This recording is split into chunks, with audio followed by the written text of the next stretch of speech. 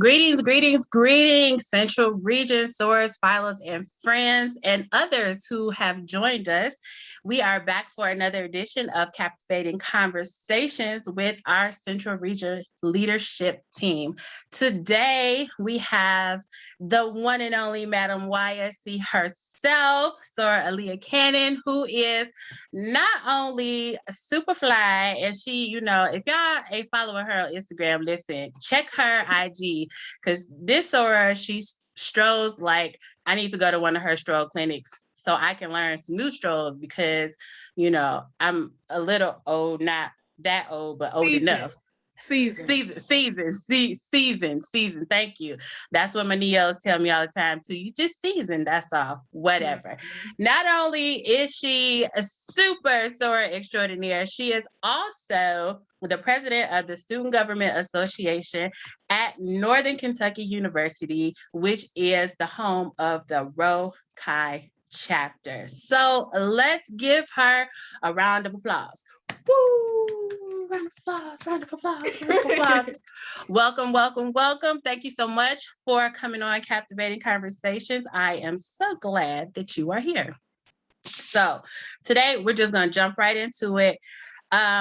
Since you are in the highest office for the region as an undergrad, and you will be graduating soon, yes, in this year? 2022. May 2022. So she gonna graduate and then she gonna be up in Indianapolis like Centennial. Party, running all the stroke clinics. Y'all better check her. Since your graduation is fastly approaching, where do you see yourself in the next 5 years? So this is a question like, when you feel like you got your whole life together and someone asks it, you have the plan, the plan that's going to get you to get to the plan, to get to where you're trying to go. Like you just got it all figured out. And to be honest, I don't know. Okay. And that's fair. And I've learned that like through the experiences you go through in life and like the opportunities that are going to come, it's okay to not know, because it's not our job to know what's going to happen. It's God's job. True. And I just kind of, let him do his thing. I just pray that I'm healthy, I'm happy, and I'm at peace with myself by then. But yeah, I'm very happy with saying I don't know. And this is the first time in forever. So well, that's good, because when I was in your shoes at that age, you feel like all the pressure of feeling you have to have everything figured out, and then it's just like crash and burn because you don't have nothing figured out, and it's just like what am I doing next? I don't know is the answer. So I don't know is a very good answer.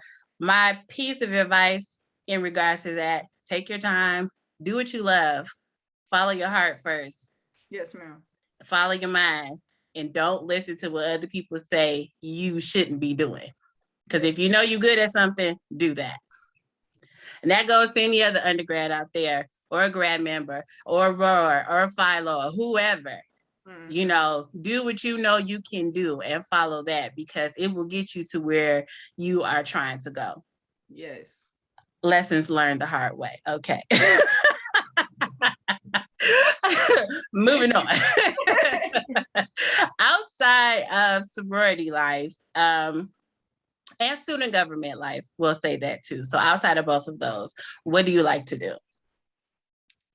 I like to be with my family a lot. I love being around like my adopted family. So my friends, the people I've created here at NKU that are like my support system. I love traveling. Anytime I can, if I got the funds, I'm on somebody's plane or in somebody's car on a road trip to go somewhere new, learn something new, try something new. And then I really love being outdoors. So I like hiking. I like going to amusement parks. I like doing all of that stuff. You see the videos of people screaming and flipping in the air. And in the rainforest on somebody's zip line. Okay. Yes. All right, Miss Rainforest on somebody's zip line. Okay. So basically you like, my bags are always packed and I'm ready to go. Yes, because like being in so many high leadership positions, you feel like you always have to be to this standard. So like when I step away from that capacity for a second, I like doing stuff that's just normal. I'd be like, whew, it's such a relief. I remember I was walking in the cafeteria the other day and one of the students came up to me and they was like, Aaliyah, this is the first time I've ever seen you wear jeans. And I was like, oh my gosh, I dress up every day. I said, I'm stepping into my professional career early. That's what happens when you making power moves. That's all I'm saying. Period. You know, look the part, dress the part. Hello. All right. Be the part. If that's what you're doing, that's what you're doing. And ain't nothing wrong with that. So you like to cut loose.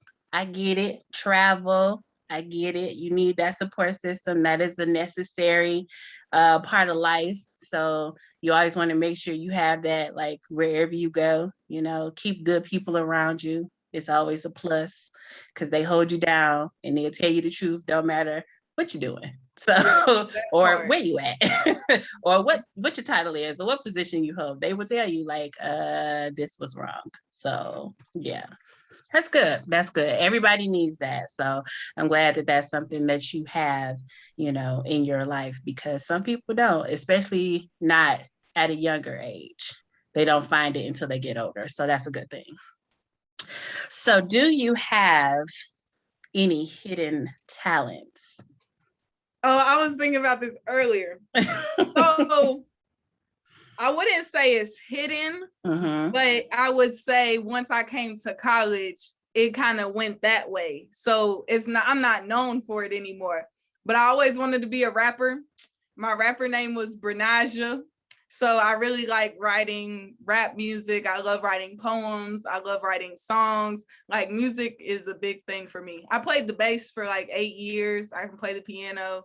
Upright bass or bass guitar? Upright bass. Ooh, yeah. That's a bad mama jumper right there. Okay, listen, that upright bass will get you some places because that's like a rarely played instrument, especially for women. So it's pretty good. I might need to get some piano lessons. I have a piano in my house that I don't play. So yeah.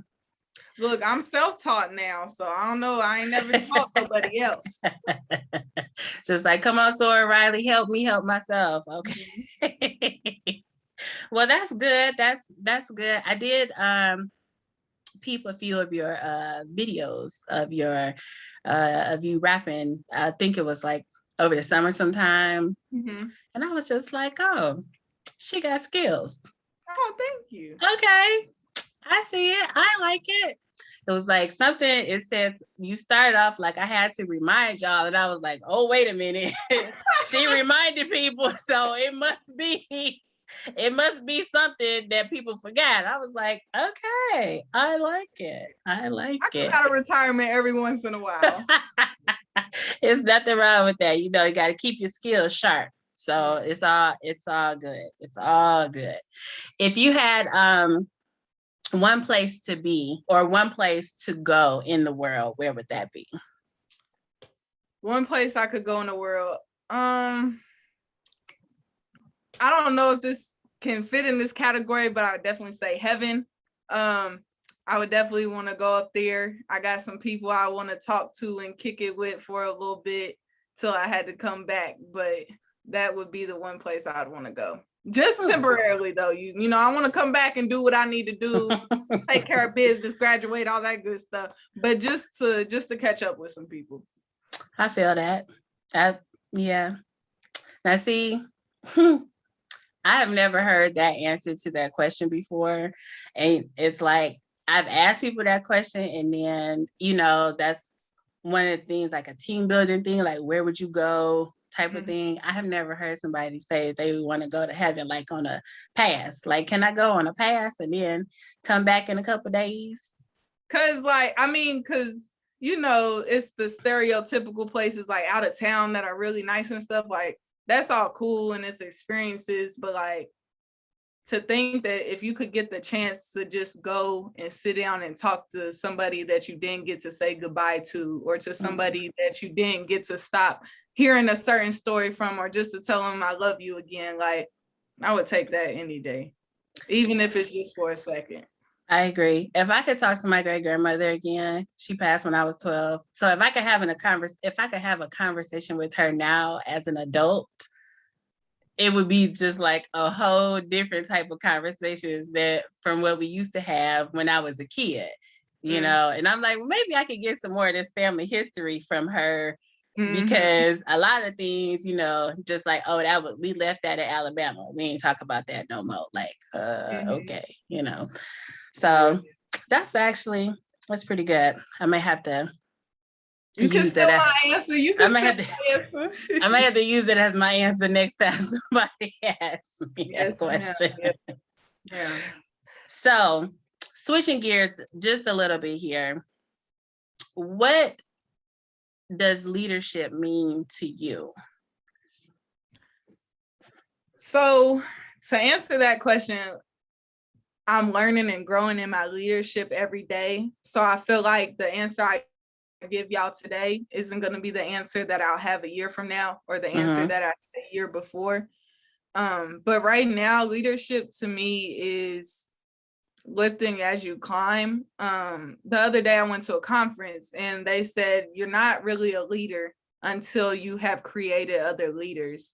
And I realized how important that is, because yes, I'm here to serve others, to represent others, and to do all of this big, extravagant stuff. But at the end of the day, it's the 1 to 2 to 3 to 4 people that learned from me, that grew from me, that were inspired from me, that were mentored by me, that are going to be the next change agents. That's what makes a true leader, because you can be a leader all day, but if you're not teaching and helping those around you and in your community, you're not really leading. Y'all see that? Did y'all hear that answer? Okay, this is the future right here, because it's just like, what? Future Grand Bachelors? Okay, yeah, I see it. I see it. I can see it. I can see it. I can see it. Yeah, because I mean, our current Grand Bachelors has said something similar to that before, which is very true. It's just like, to be a good leader, you have to help develop other leaders. And our immediate past Grand Bachelors, Sora Ketchum-Smith, who was my UCC when I became a member, every time I see her, she's just like, are you ready? And I just be like, I'm not ready. I'm not ready. Yes, ma'am. If you're watching, I am ready now. So just saying, you can stop asking me, because I'm ready. But she's like, you know, she's always been like that super supportive person. So she's always like, what's going on? What do you need? Type of thing, which is one of the many reasons why I love this sisterhood, because you have so many people that genuinely care about you as a person, not just you being a member of this organization. So that's such a great thing. But for you to have that mindset at such a young age, I'm gonna just sit back and watch and be like, yes, I knew her when. But look, that's a blessing and a curse. Because when I tell you, like, because I've had a lot of like professional experiences and leadership experiences at a very young age, a lot of the times, like, I'm trying to help my peers a lot of the times and teach them things, but like, they haven't got there yet in their professional development journey. So like, sometimes it's so difficult, because most of the times it's like bumping heads, because they don't understand, like, I'm trying to show them the right way, or I'm trying to help them. And they think I'm just, you know, on their back. And I'm like, no, this is like, when you get in a real job, you got to do proper protocol, or you're going to be fired. And I know it don't click right now for some people, but I know like a couple months, a year from now, people going to be like, oh, that's what Aaliyah was talking about. So what do they say? The heavy, the crown, something about heavy is the head that wears the crown. I am learning that right now. I am learning that right now. You just got to have that patience, because everybody gets there in their own time. That's just what it is. So you can't, you know, you can only show people so much. Like in that situation, like, you're the coach and they're the players.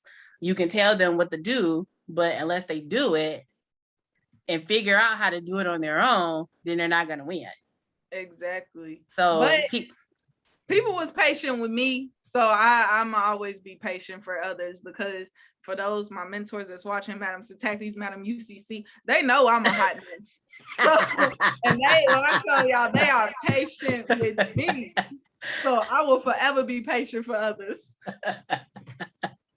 Listen, we work together here. We work together here. So now, on a little bit of a serious note, and I sent you this question, I wasn't sure, you know, what if you were going to want to talk about it or not. But what prompted this question is something that I saw on your Instagram. I think it was a video on your story or something, and say, if I would have, then I would have missed all of this, which I understand and can definitely relate to, because I have been there a few times, so it's just like, hey, I'm still here. Hallelujah. Amen. Thank you. But what is something that you would say to someone who is considering suicide? Okay, I'm about to talk, but if an onion accidentally comes in the room, I got you, okay? Because I might be right there with you. I'm typically not one, but hey, listen, whatever happens, happens. We in a safe space.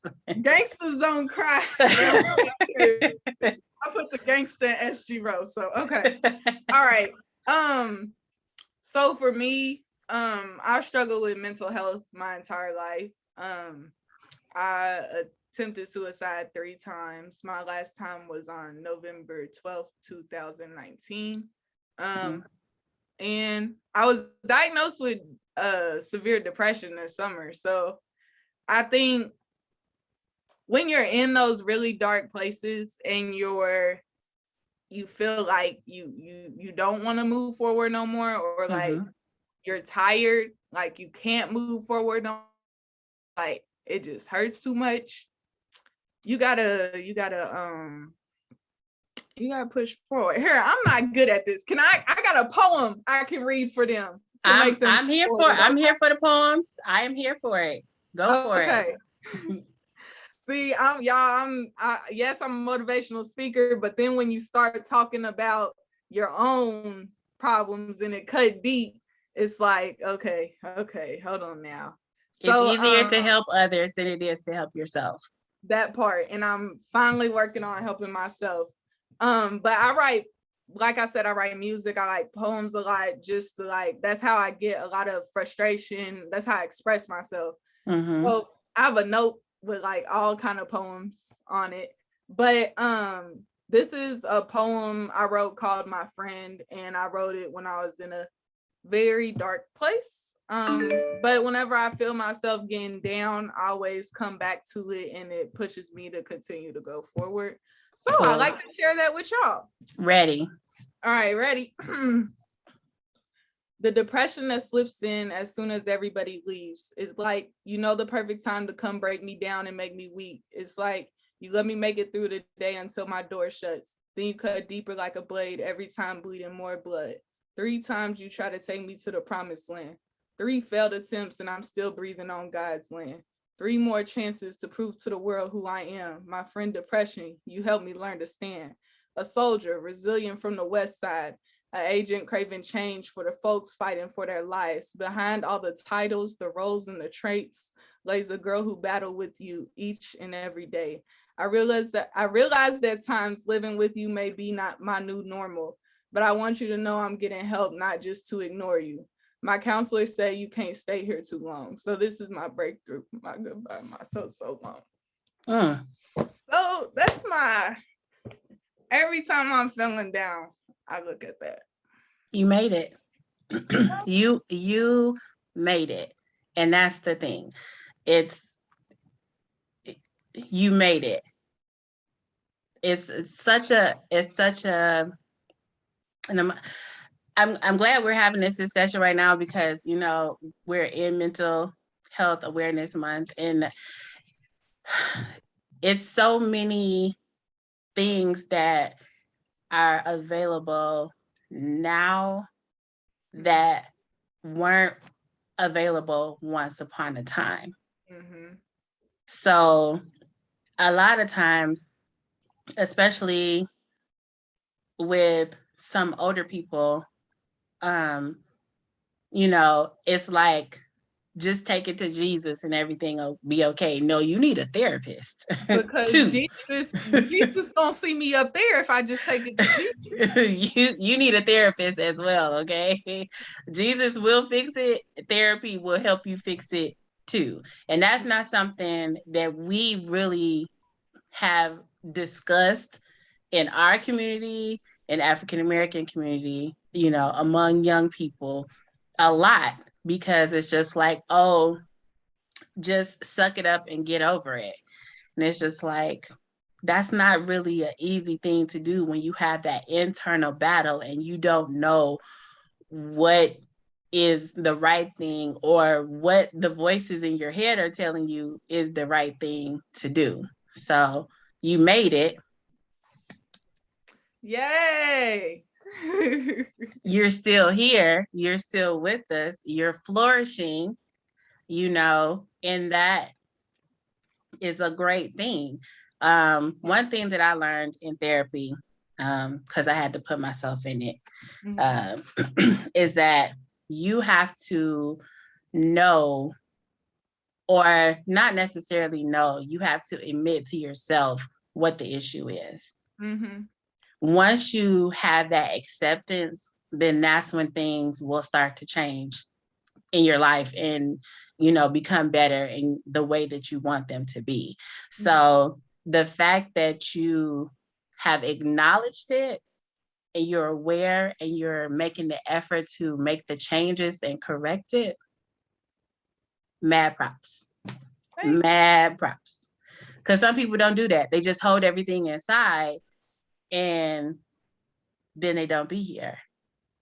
Or they completely lose it, or they cut themselves off from, everybody in their life, or whatever the case may be. So many different things. So mad props to anybody out there that is really dealing with any type of mental health issues and you seek help to better yourself. Don't let people discourage you from taking care of you. Because that's another thing that we do as women, especially Black women. We take care of everybody else but us. And shout out to our undergrads. Now, don't get me wrong, everybody going through it. But what I realized is for a lot of our undergrads, we start our mental health journey in college. That's the first time you get to actually, and I'm a social work major, so all of this stuff really be hand home, because you sitting there and you're like, okay, no, what happened to me wasn't okay. But our culture makes it a normal. Or no, that's trauma. We like to put a Band-Aid over trauma and call it other things. Right. And it's like, you come to college, our undergrads are trying to figure out themselves. And then they got to start this whole mental health journey because they get to college and it's not usually nothing like what they're used to. Right. And for a lot of our Black culture, we come to college and before we can start learning and growing and getting all of this professional development, we have to unlearn toxic traits, traumatic behaviors, and experiences that we had that got us to that point. So you have to unlearn all of that. And then you have to turn around and learn everything that college is shoving down your throat. Which is a lot. A lot. So just definitely shout out to the undergrads. Like, I'm praying for all of you all the time. Continue to stay focused and don't quit. Y'all, everybody should know that poem. Do not quit. When people pull you down, okay? Oftentimes they will. Take a deep breath. But don't you quit. So I'm telling you, that poem gets me through it. I'll be like, yes. That is one of my favorite pieces of information that I learned while becoming a member, and my sister's keeper, because that is something that holds very, very true for me. Because sometimes, your sister just show up when you least expect it and just be like, oh, thank you so much. I didn't know that I needed that, but I did. Thank you. I appreciate you. So yeah, that's definitely, don't quit. Just hold on. It's going to be all right. Things get better. As life goes on, things get better. And everybody goes through peaks and valleys, as my grandmother would say. We all go through the peaks and we all go through the valleys. Sometimes you're just in the valley longer than you expected to be there, but you will come out of it and get back to the peak. Shout out to my grandma dropping all this knowledge on me. She almost 90 years young in May. She'll be 90. She out here doing it. Granny. Come on, Granny. All right, so we're going to end on a lighter note. I know we was getting real heavy on y'all, but hey, these conversations are necessary and we need them. So we're ending on a lighter note. So last question. Shake that monkey. Should it be retired or made a national stroll, or should we come up with the national stroll? So look, I'm gonna give you multiple. Okay, I'm ready. Okay. I'm ready. So the Neo in me with pro fights that are always saying kill, shake that monkey. I'm gonna definitely say shake that monkey probably needs to go ahead and retire. It's been a minute. I get tired every time it comes on. The whole crowd just looks at me and I'm like, I don't feel like it, but like I have to. Now the undergrad in me would say make it our national stroll because it goes with the newer generation. And as we move forward with the organization, I think it could be tweaked a little bit, maybe add some clean versions of the song in there. But I would definitely say make it the national stroll because that is the one stroll, no matter where we are at, who we are with, you will see us deep and you will see us being out. And everybody's going to be like, they don't care what else is going on. Because, sometimes the Qs try to start hopping. They try to do their thing. A Delta might try to start doing something. Everybody got all eyes on the SG Rose.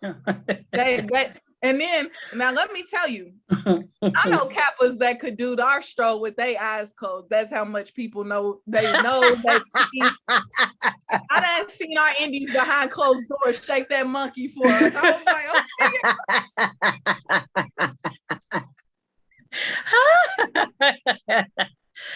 So it's two sides of the same coin. I got you. I personally don't know shake that monkey because that is a few years behind me.